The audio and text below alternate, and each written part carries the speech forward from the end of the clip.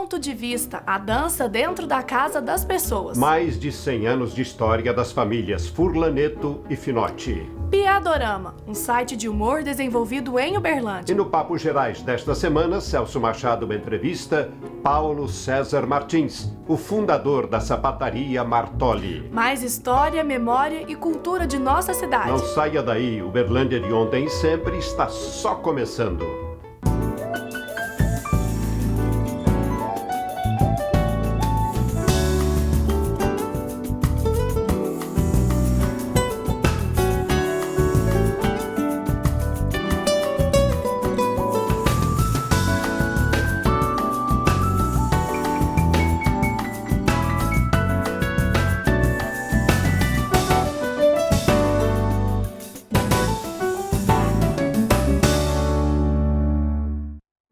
No mês de novembro chega ao fim o projeto Ponto de Vista, do Ike Dança. Uma intervenção de arte que levou a dança à casa das pessoas. Veja a seguir.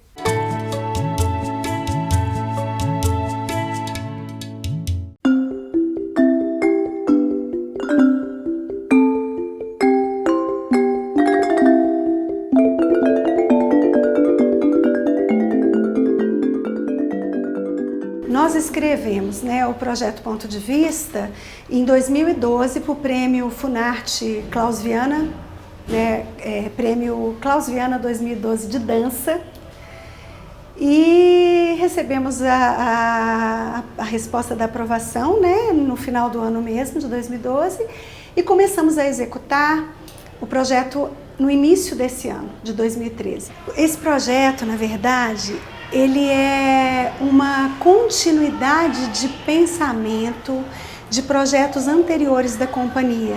Desde quando a gente propôs a venda, que foi um projeto onde a gente vendia dança na rua, nas praças, nas feiras.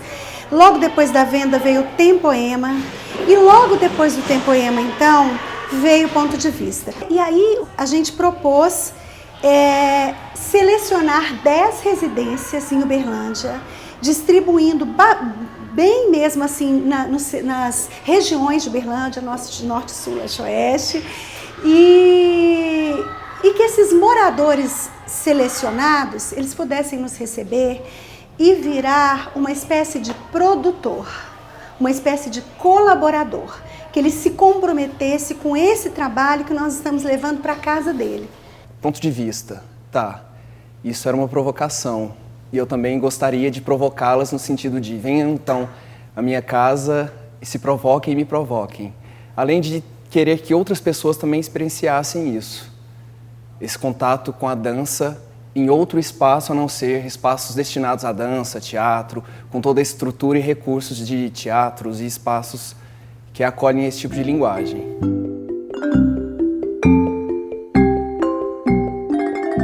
O que mais me chama a atenção é como esses moradores, depois do projeto, da performance acontecida, nos dão retorno da relação deles, depois disso, com os objetos da casa, com a casa deles, porque é como se a gente pudesse habitar a casa deles por algum momento. Hoje em dia eu já não consigo mais passar os olhos pelas coisas da minha casa sem lembrar do evento, do que aconteceu naquele lugar. Hoje eu olho para minha estante e eu falo, nossa, a Daniela dançou aqui. Aí eu vou para a cozinha, para a área de serviço e falo, nossa, tá diferente. Por conta daqueles corpos que ocuparam aquele momento, assim, me fizeram ver outras coisas, ter outra perspectiva de um lugar já habitado, rotineiro. Chegar na casa de alguém, porque é muito difícil, você não conhece a pessoa, né? E aí ela te recebe super bem e aí logo você já se sente em casa, à vontade, e você já tem oportunidade, por exemplo, você se sente bem em chegar no sofá, sentar no sofá dela e depois dançar nesse sofá, chegar na copa, deitar em cima da mesa, subir na cadeira. Então são coisas que normalmente você não faz no dia a dia. Mas com o projeto a gente teve essa oportunidade de conhecer e ter liberdade na casa de alguém sem invadir a privacidade da pessoa. É o meu espaço. Estão entrando no meu espaço, o espaço que eu conheço. é o meu espaço habitável. E aí, por alguns instantes, essas pessoas fazem parte do meu espaço, da mesma forma que eles vão embora. E aí fica outros pontos de vista, outras perspectivas daquilo.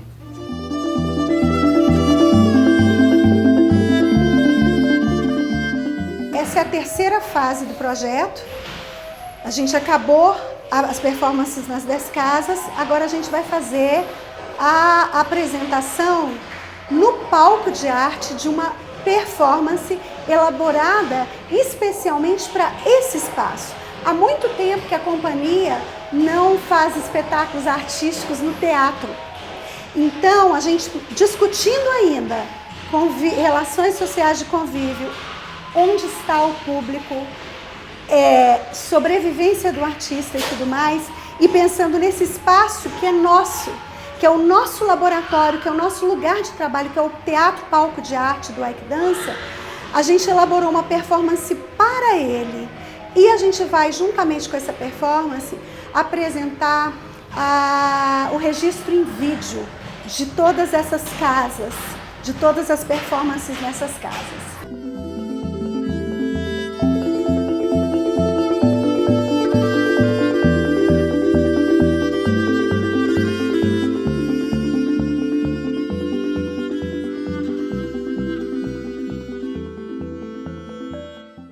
Ela conheceu uma Uberlândia ainda menina. A família de Zelinda Furlaneto Finotti, hoje com 105 anos, foi uma das pioneiras no ramo de calçados e tecidos e é lembrada pela tradicional alfaiataria Finotti. Meus pais são Luiz Finotti e Zelinda Furlaneto Finotti. Meu pai aprendeu já ainda bem novo, aprendia com o padrinho um ofício.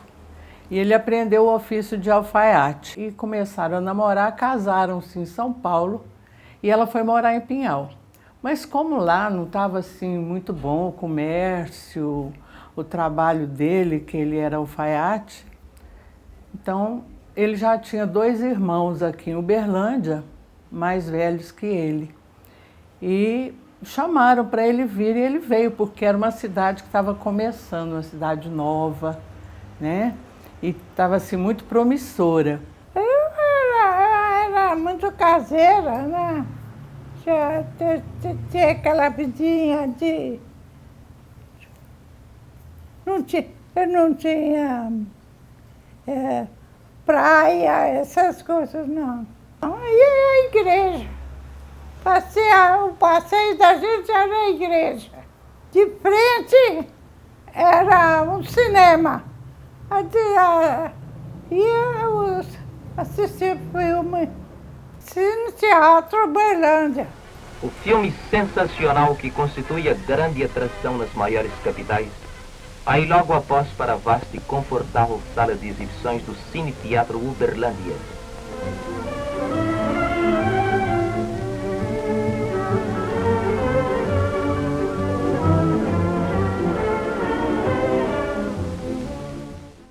Ele veio para cá e colocou, antes da alfaiataria, ele colocou uma loja de aviamentos. Aí vendia aviamento, vendia pó de arroz que usava naquela época. A alfaiataria começou mesmo na loja para todos, pequenininha, né? E depois, então, ela passou para frente em 1937. Aí, então, que ela foi aumentando. No começo, a mamãe ajudava meu pai, eram só os 2. Ele tinha a lojinha e já fazia algum terno. Fazia calça, né? Eu trabalhava de alfaiate, inclusive tinha uma filha do Paganini que trabalhou comigo ali na praça do Vilela, que era a Praça do Bambu. Aí começou essa loja, ela foi crescendo, foi aumentando os empregados, aí ele comprou a casa do lado, reformou a casa, nós mudamos para a casa do lado, e onde a gente morava, tirou as paredes todas, ficou um cômodo só, que era onde era que a gente chamava de oficina, era a confecção. Nessa época tinha uns 35 empregados. Desponta o sol sobre as 81 ruas calçadas e 15 avenidas da mais pitoresca cidade do Triângulo Mineiro. Uberlândia vem agora. Ela tem as proporções e o aspecto de uma capital. Eu me lembro de muita coisa desse tempo, porque eu vivia por ali, né? Eu era a única menina, meus irmãos bem mais velhos que eu, então eu brincava muito ali na alfaiataria. O papai era muito cuidadoso, muito caprichoso. Ele, a hora que a costura chegava da calceira, que a gente chamava, ele testava todas as costuras, certo? Para ver se estava certo, né? Estava tudo em ordem. Ele só entregava o terno para o cliente dele, para o freguês, sabendo que estava perfeito. Ele visava tudo antes de entregar. O teu, o nosso alfaiate. Pinote, a tesoura mágica de Uberlândia.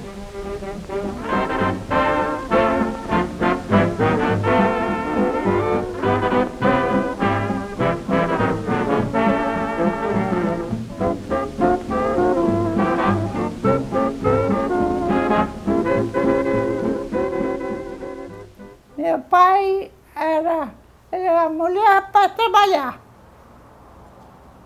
Mulher é para trabalhar, não é para estudar, não. Eu queria estudar, né? A minha mãe muito determinada, sempre foi. Muito determinada, muito forte, muito teimosa, né? Muito decidida. E assim, ela não se entrega facilmente. E muito trabalhadeira. Ela, uma vez, um primo perguntou, meu primo, sobrinho dela, perguntou por que ela estava assim ainda tão bem. Ela falou, porque eu nunca aposentei. Sabe, a gente sai, cuida da vida e não guarda certas coisas. Quantos anos a senhora tem? Ficou. É mesmo? É. Quanto? A senhora não lembra? 80. 80 tenho eu. A senhora está com quanto? 105? 105. Fala pra ela. 105. Qual que é o segredo de chegar nos 105 anos? Qual que é o segredo? O seu segredo? Pô, não tem segredo, não. Segredo é boa vida. Bem, levar uma vida tranquila, né?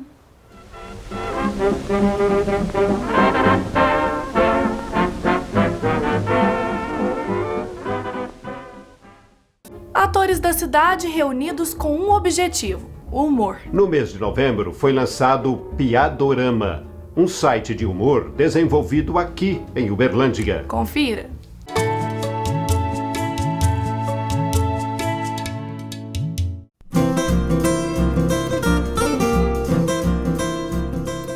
Na verdade, o início do Piadorama não era para ser um site. O site foi só para uma ideia, porque os grupos são muito fechados hoje na internet. E a ideia dele, agregar com o Facebook, que é com as atualizações diárias. O Piadorama começou lá atrás, em 88, 89.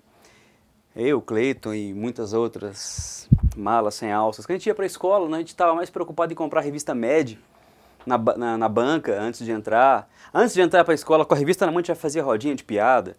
Né? Na sala de aula, se a aula começava a ficar chata, a gente fazia a rodinha no fundo e ia contar a piada, falar da revista. Era muita besteira, era muita bobeira mesmo, a vida inteira foi assim. Então o Piadorama começou há muito tempo atrás. A gente veio acumulando muita bobagem para chegar aqui agora e colocar nesse formato. E é um formato audiovisual. E aproveitando o mecanismo que não tem coisa melhor do que a internet, né? Eu sou da época meio pastelão, meio fubá, meio trapalhões, meio costinha, entendeu? Pela minha idade, que nós vimos isso nos anos 80, anos 90 e final dos anos 70, que eu sou de 75, nós vimos nos programas de humor que que era uma coisa assim, para fazer rir, todo mundo rir. Quando a gente começou, a gente já começou descobrindo coisas que a gente nem imaginava que tinha dentro da gente. Um dos outros, a gente vendo, acabava a filmagem, ia ver depois, a gente rachava de rir, né? Porque estava muito divertida as filmagens, mas eu procurava um foco para poder me garantir em cima de um personagem, né? E cair dentro desse personagem mesmo. Tinha uma coisa rápida, não tinha laboratório não, era papel e bufo.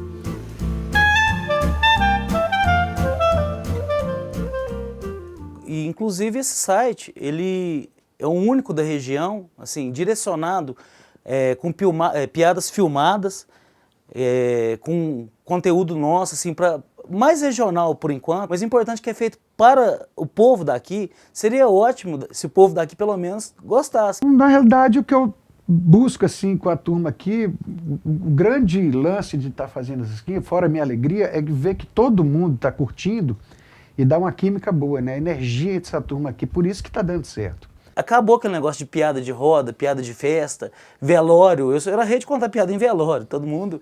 Tá acabando isso. Humor, reunia nas mesmas mesas para tomar cerveja, não conta mais piada. Entendeu? Nós estamos querendo resgatar isso um pouco, aquele humor que é sem maldade, sem muito palavrão.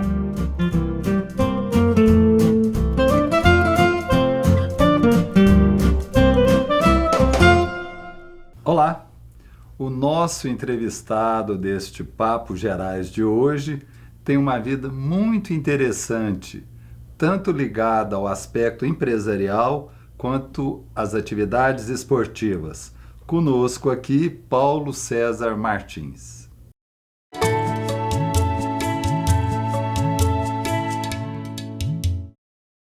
Paulo, você nasceu aqui em Uberlândia mesmo? Sim, nasci e criei até agora aqui em Uberlândia.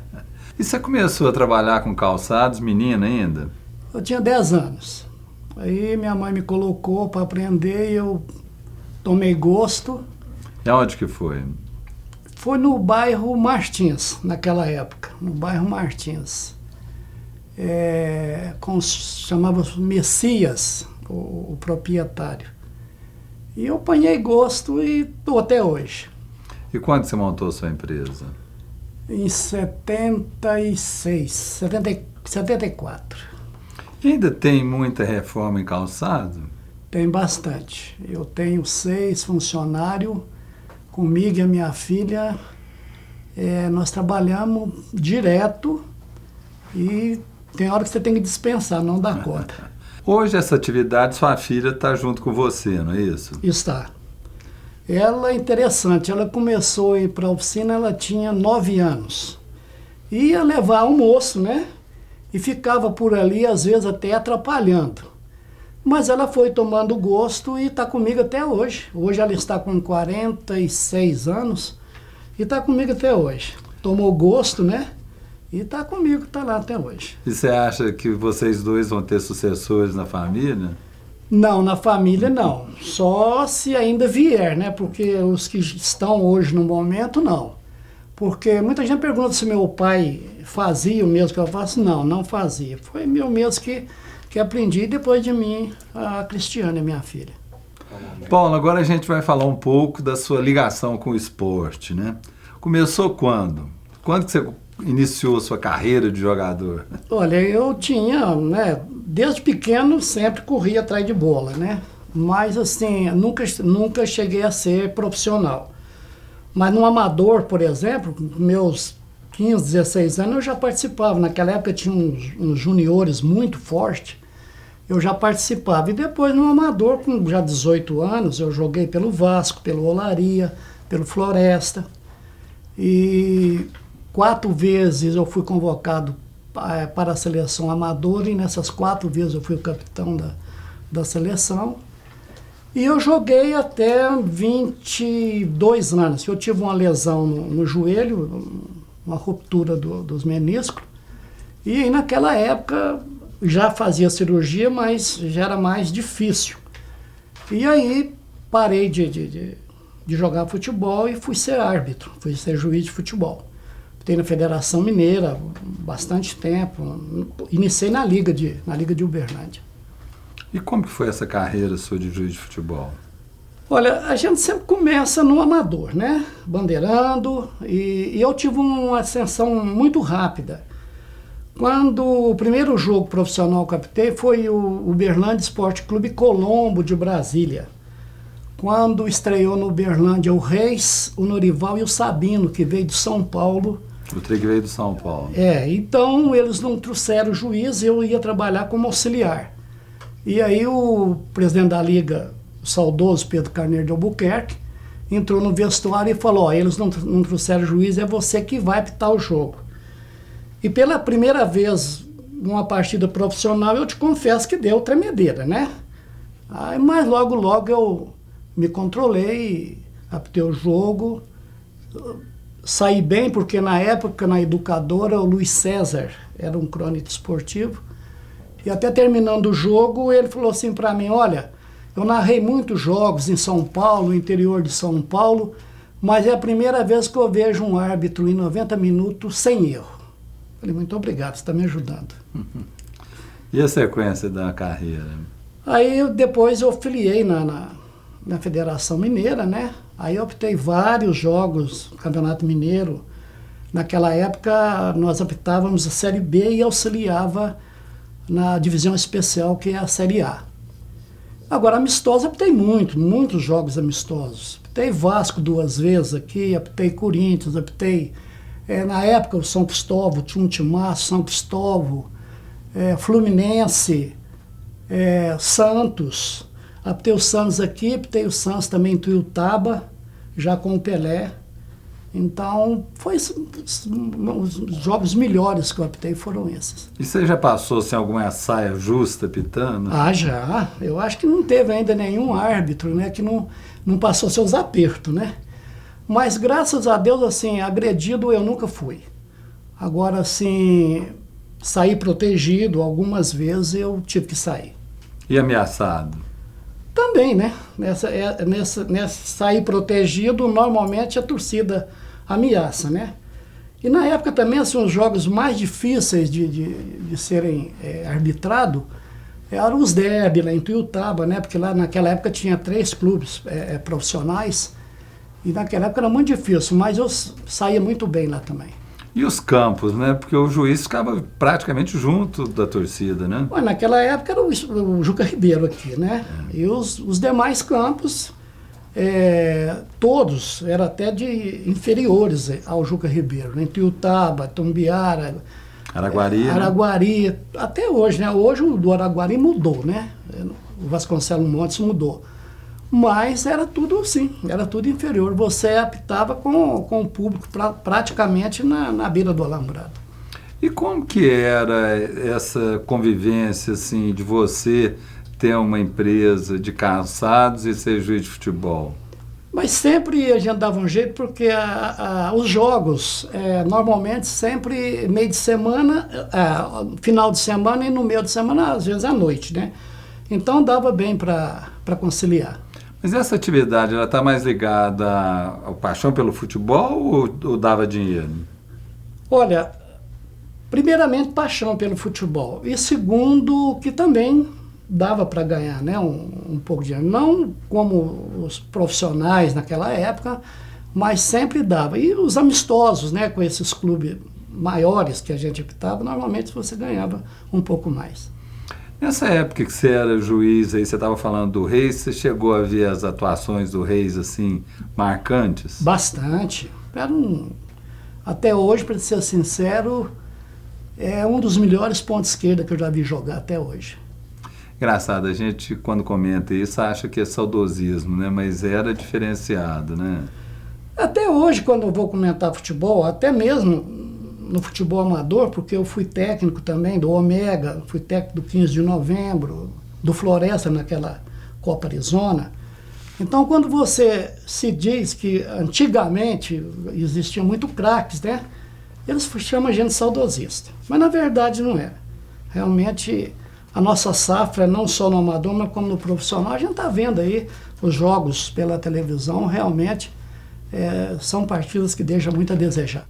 Bem, por hoje nós vamos ficando por aqui, mas no próximo programa a gente está de volta, continuando a nossa conversa com Paulo César Martins. Até lá. E hoje nós ficamos por aqui. Acompanhe mais do nosso programa pelo site www.uberlandiadeontensempre.com.br Ou envie as suas sugestões pelo e-mail close@close.com.br. E até o próximo programa. Se Deus quiser.